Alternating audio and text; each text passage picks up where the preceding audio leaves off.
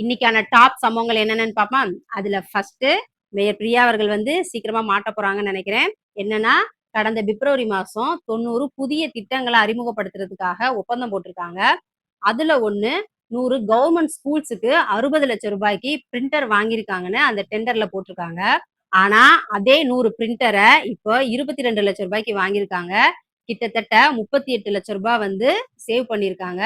இந்த ஒரு டெண்டர்லயே இவ்ளோ ஊழல் பண்ணியிருக்காங்க. அப்ப மிச்சம் இருக்கிற 89 டெண்டர்ல எவ்வளவு ஊழல் பண்ணியிருப்பாங்க அப்படின்னு சொல்லி மொத்தமாவே 90 டெண்டரையுமே மறு ஆய்வு செய்ய சொல்லி உத்தரவு போட்டிருக்காங்க. செகண்ட், ஊத்தங்கரை தாவேகா எம்எல்ஏ இளையராஜா அவர்கள் கிட்ட பேரம் பேசும் விவகாரத்துல செந்தில் பாலாஜி அப்புறம் அவரோட தம்பி அசோக் இவங்க 2 பேரையுமே போலீஸ் வந்து தேடிட்டு இருந்தாங்க. அவங்க இப்ப வரைக்கும் தலைமறைவா தான் இருக்கிறாங்க. தலைமறைவா இருந்துட்டே முன்ஜாமீன் கேட்டு கோர்ட்டும் அவங்களுக்கு வந்து நிபந்தனையோட முன்ஜாமீன் கொடுத்தாங்க.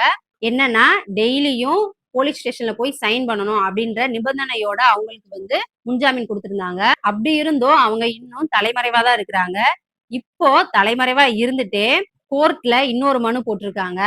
என்னன்னா, போலீஸ் வந்து எங்களை வந்து துன்புறுத்த கூடாது, வேற கேஸ்ல வந்து அரெஸ்ட் பண்ணக்கூடாது அப்படின்னு சொல்லி மனு கொடுத்திருக்காங்க.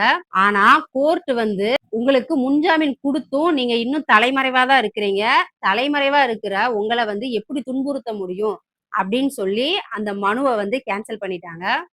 தேர்டு, முதலமைச்சர் விஜய் சார அவதூறா பேசினதா சொல்லி விளாத்திக்குளம் டிஎம்கே எம்எல்ஏ மார்க்கண்டையன் அவர்களை வந்து போலீஸ் அரெஸ்ட் பண்ணியிருந்தாங்க. அவரை கோர்ட் வந்து ஆகஸ்ட் 3ஆம் தேதி வரைக்கும் சிறையில் அடைக்க சொல்லியிருந்தாங்க. இப்ப அவர் வந்து பாளையங்கோட்டை சிறையில இருக்கிறாரு. அவரு கோர்ட்ல முன்ஜாமீன் கேட்டு மனு போட்டிருந்தாரு.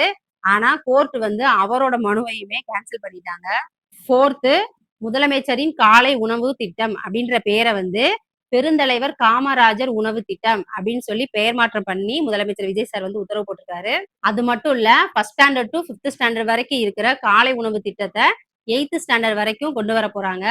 5th, சென்னை மெரினா பீச்ல 78,40,000 ஏசி பஸ் ஸ்டாண்ட் ஒண்ணு கொண்டு வர போறாங்க. அந்த பஸ் ஸ்டாண்டுல வசதியான இருக்கைகள், மொபைல் ரீசார்ஜ் பண்ற வசதி, அப்புறம் பஸ் எப்ப வரும் அப்படின்ற தகவல் பலகையும் வைக்க போறாங்க. நாளைக்கு முதலமைச்சர் விஜய் சாரோட ஜனநாயகன் மூவி வந்து ரிலீஸ் ஆக போகுது. யாரெல்லாம் ஃபர்ஸ்ட் டே ஃபர்ஸ்ட் ஷோ போறீங்கன்னு சொல்லி கீழே கமெண்ட்ல சொல்லுங்க.